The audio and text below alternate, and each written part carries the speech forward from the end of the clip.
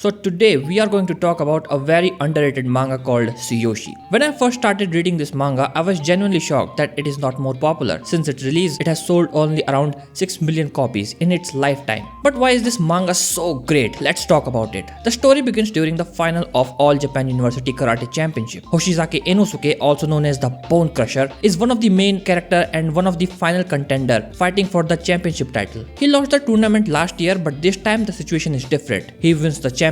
However, instead of being happy, Inosuke is depressed. But why? Because the person who defeated him last year, Yumeoka Teru, didn't participate in the tournament. And believe me, this character is going to become one of the most important characters in the future chapters.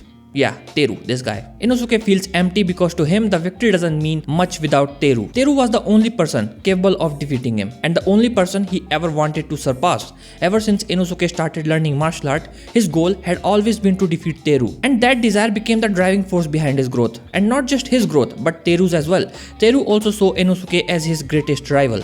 It was that challenge, that rivalry which kept both of them motivated to become stronger. However, Inosuke doesn't understand why Teru didn't participate in the tournament. So he visited Teru's home and discovers something shocking. Teru has completely given up on martial art and turned into a shut-in, overweight otaku. Inosuke is stunned because this is not the person he remembers. Teru tells him that he abandoned martial art because he no longer cared about winning or losing anymore. For him, everything ended the day he fought the monster. Now, who is this monster? So Inosuke is confused. But Teru explains that everything they had trained and fought for has become meaningless once you face him. After hearing this, Inosuke can only stare at him in disbelief, wondering what the hell is he talking about. The next page takes us to the 7-Eleven style convenience store where a cashier is working alongside his rather useless female co-worker. Suddenly a commotion breaks out in the store because once again his co-worker has been slacking off as he is busy apologizing to everyone. The store's door suddenly opens. Standing there is Inosuke. He walks straight up to the cashier and asks one question, only one question. Where is Tsuyoshi Kawabata, the monster? This is the man Teru had told him about. The man who somehow made one of the strongest fighters in Japan quit martial art entirely. Naturally, Inosuke is expecting someone terrifying, a giant, a martial art master with an overwhelming presence, someone whose aura alone screams danger. Then he sees him and all of his expectation immediately crash and burn. Like, what the fuck? And then Inosuke sitting outside the convenience store thinking, this skinny, ordinary looking guy who honestly looked like Harry Potter with polio, no muscle, no intimidating presence, no scars, no fighting aura, nothing. Inosuke just stares at him. This guy? This is the monster? This is the person who broke Yumeoka Teru? Fuck. The same Teru who was strong enough to become Inosuke's obsession, the one rival he wanted to surpass. For the first time since arriving, Inosuke genuinely thinks that Teru has lost his mind. As he's sitting there, trying to process what he's looking at, Tsuyoshi co-worker suddenly tells him that while he was talking to the tall muscular guy earlier, aka Inosuke, a group of customers slipped some stolen item into their pocket. Tsuyoshi immediately gets up and follows them. No anger, no dramatic speech. He simply walks over and politely asks, "Excuse me sir, could you show me what's inside your pocket?" Inosuke watches the entire thing unfold from a distance and honestly he thinks Tsuyoshi should just let them go because there were 4 of them and he was all alone. And judging by his appearance, he doesn't exactly look like someone who can fight. The thieves of course doesn't cooperate, they brush him off and try to leave. Tsuyoshi stops them and gave them one last ultimatum and say, you can't shoplift and just walk away. So one of the thieves finally loses his patience and throws a punch. The moment Inosuke sees it happen, his instinct kick in, he already thinking, I need to save this guy. And then everything changes. In just split second, the thief is lying on the ground, screaming with holding his hand which he used to punch Tsuyoshi. Nobody even understand what the hell just happened. Like what happened? So Tsuyoshi had casually caught his arm, twisted it and dislocated it with almost effortless precision. And then he moves on to the other fighters. 1, 2, 3. This isn't a fight, this is execution. Every fight, every moment is clean, precise, terrifyingly efficient. No flashy technique, no dramatic pauses, no unnecessary movement. It's almost as if he is solving problem rather than fighting people. Within seconds, all 4 men are on the ground. Silence. Inosuke doesn't even move. He can't because he completely bewildered by it. His eyes are locked onto Tsuyoshi as his mind desperately tries to make sense. What the hell just he witnessed? What martial art is this? What's that? Karate? Judo? Jujutsu? No matter how hard he analyzes it, nothing fits. And then like an unwanted memory creeping back into his mind, Teru's word echo once again. Compared to him, everything we trained for, everything we fought for was meaningless. So for the first time in his life, Inosuke begins to understand exactly what Teru meant. A few moments later, the police arrives and arrest the thieves. The whole situation is over as quickly as it started. Then Inosuke walks up to the Tsuyoshi and asks him directly, "Will you fight me?" Tsuyoshi looks at him and casually replies, "I am not fighting right now. My shift is not over. But I have 1 hour break later. Come back then." Inosuke is caught off guard by how normal this guy is. He isn't acting like some legendary martial artist. To him,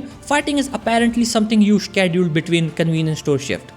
But then Tsuyoshi add a few conditions, like he said, "I have some rules. We will only fight once, we won't fight second, and after you lose, please don't tell anyone about me." And Inosuke just stares at him. After you lose? When he heard after you lose word. Yeah, after you lose. The guy said it so naturally as if the outcome had already been decided. For a second, Inosuke can't believe what he just heard. So he is all Japan University Karate champion. People call him Bone Crusher. Yet this skinny convenience store employee is speaking as if beating him is nothing more than another task on his to-dos list. Still, Inosuke accepts. He said fine. The next chapter shows Inosuke preparing for the biggest fight of his life. He's training harder than ever because this is exactly what he always wanted. A mysterious monster, an impossible challenge, a fighter who might actually stand above him. And the time finally arrives. The two of them stand face to face. Inosuke is completely focused. Tsuyoshi meanwhile looked completely relaxed. Chill! Then Tsuyoshi says something that immediately irritates him. "I'll go easy on you. Just make sure you give me everything you got. There won't be second time after this," according to the rules he gave him. So the fight begins. Inosuke attacks. Inosuke attacks. Nothing. Inosuke attacks again. Nothing. Every single move he throws is anticipated. Every stab, every punch, every feint. It as if Tsuyoshi can already see everything before it happened. Inosuke can't even touch him. Not even once.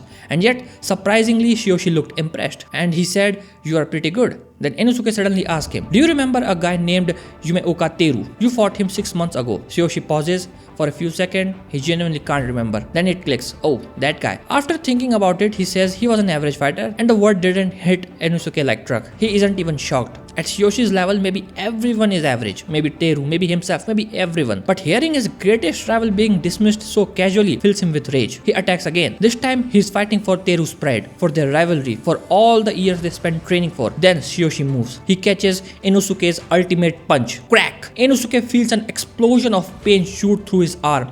The impact destroys the bone in his forearm. Before he can even process what just happened, Tsuyoshi drives a punch into his chest, the air leaves his lung, his body freezes, and then for the final blow, Tsuyoshi lands one last strike on his balls and ends the fight completely. Inosuke collapses. The fight is over. Not after an intense battle, not after some ultimate technique he did. It simply just ends. Tsuyoshi turns around and starts walking home. No celebration, no trash talking, no victory pose, just another ordinary day for him. And Inosuke can do nothing except sit there, watching the man disappear into the distance. Finally understanding why Teru gave up everything after fighting him. So the real story starts after this chapter, because now Inosuke, and not just Inosuke, if you read more about this manga, you will know who's they. They want to know how Tsuyoshi is so strong. That's the whole story of this manga. They want to know who is Tsuyoshi, why he is working at store after being so strong, how he is so strong, what is the secret behind his life, what is his purpose or goal, where is his family, why he is targeted by strong fighters all the time, which makes him an ultimate undefeated warrior. So that's it for today. If you like this video, please support this manga. It is really good. So that's pretty much everything. Let me know what you thought about it as well on the comment section. Until then, keep laughing, keep smiling, and keep watching the